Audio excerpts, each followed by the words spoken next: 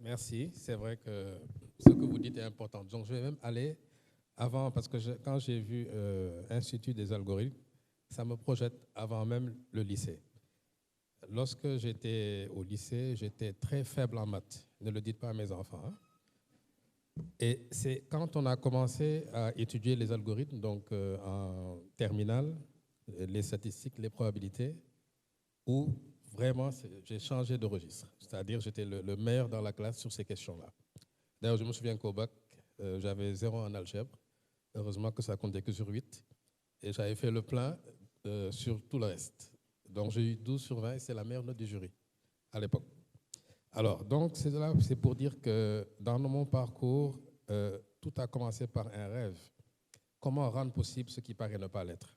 Et je pense qu'à 25 ans, chaque jeune doit avoir cette hargne de vous dire qu'aujourd'hui, vous pouvez rendre possible des choses dans votre pays qui ne le sont pas. Et moi, c'est dans ça que j'ai baigné, parce qu'il s'agissait en 1995, alors que l'Internet n'était pas encore disponible à la Sonatel, je pense que c'est venu en 96, ni la téléphonie mobile, mais le Sénégal avait déjà l'ambition de dire on va digitaliser les formalités du commerce extérieur, qui prenait 20 jours et qui finalement, après 9 ans de travaux, et je vous dirai pourquoi 9 ans de travaux, on est arrivé à une demi-journée, de 20 jours de formalité à une demi-journée de formalité, 100% avec de l'expertise sénégalaise.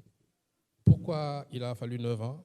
Parce que justement, dans notre pays, on n'est pas très porté sur la collaboration positive.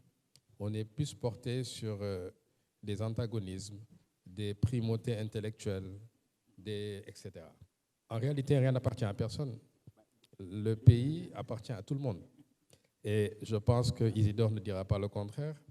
Ça paraît tellement simple de transformer les choses, mais il y a tellement d'obstacles, parce qu'il y a trop de propriétaires dans ce pays. Et donc, ce que j'ai appris à faire dans ma carrière, c'est de dire que je suis propriétaire et que je n'accepte pas qu'une autre personne soit propriétaire. C'est une fiction, mais c'est ça qui vous permet d'avancer. Dès lors que vous concédez à ce qui est devant vous le statut de propriétaire et que donc vous, finalement, vous êtes là que pour jouer un petit rôle, il y a très peu de chances que vous puissiez réaliser de grandes choses. Et je regarde le Sénégal au cours des 20 ou 25 dernières années, il y a très peu de transformation digitale. Vous avez des organisations qui ont mis en place leur système d'information interne, mais vous avez très peu d'organisations qui ont créé des interactions avec leur écosystème. Et je reviens sur un autre problème du Sénégal, c'est écosystème. Tout le monde sait le dire, mais nous, on constate les écosystèmes, on ne les construit pas. Subitement, on se rend compte qu'il y a l'écosystème du transport, qu'il y a l'écosystème numérique. Mais est-ce qu'on a construit ces écosystèmes? Parce que quand on les construit, on leur donne de la valeur. Sénégal, Sonatel, ce sont mes amis, mais il faut toujours que je parle d'eux. Si Sonatel parvient à faire des centaines de milliards de chiffre d'affaires, pourquoi il n'y a pas un écosystème de 1000 startups derrière Sonatel qui fait des centaines de millions et qui crée des emplois? Parce qu'on n'a jamais voulu le construire. Et Sonatel fonctionne comme une boîte intelligente normale en ayant pour objectif d'avoir une performance financière.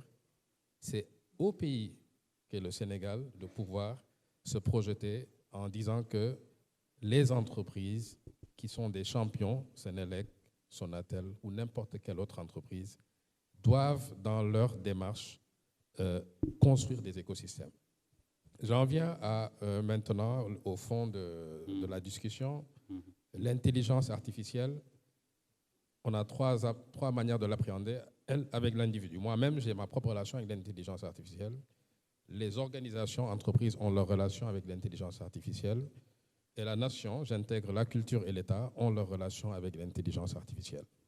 Parler de potentiel économique aujourd'hui, ça veut dire qu'on peut générer des emplois, bien que pour beaucoup de gens, l'intelligence artificielle va faire disparaître des emplois, ce qui est une réalité.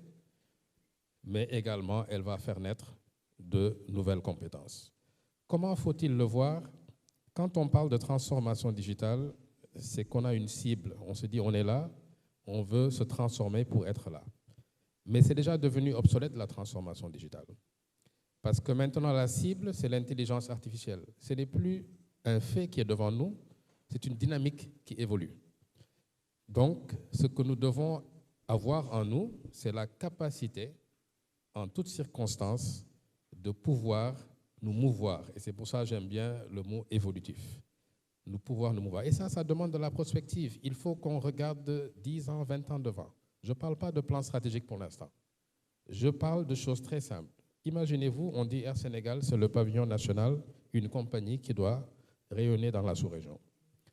Pendant qu'on le dit, la Côte d'Ivoire travaille, je fais de la fiction, hein, je ne dis pas que c'est le cas. La Côte d'Ivoire travaille pour se dire comment l'IA peut me permettre de réduire mes coûts à 40%. Et donc vendre mes billets à 40% moins cher. Si le Sénégal ne fait pas de prospective et il se dit combien d'avions je dois acheter pour être le leader, pendant que la Côte d'Ivoire se dit comment je dois couper mes coûts pour remplir mes avions, vous voyez qu'à la fin de la journée, on a perdu le match. Donc on doit faire de la prospective et la prospective, c'est plusieurs hypothèses. Ce n'est pas une seule. Vous tirez 3 fois et vous pouvez rater même 3 fois et vous retirez à nouveau 3 fois. Tout comme vous pouvez avoir la cible. Et ce mécanisme-là, aujourd'hui, doit exister au sein de notre pays.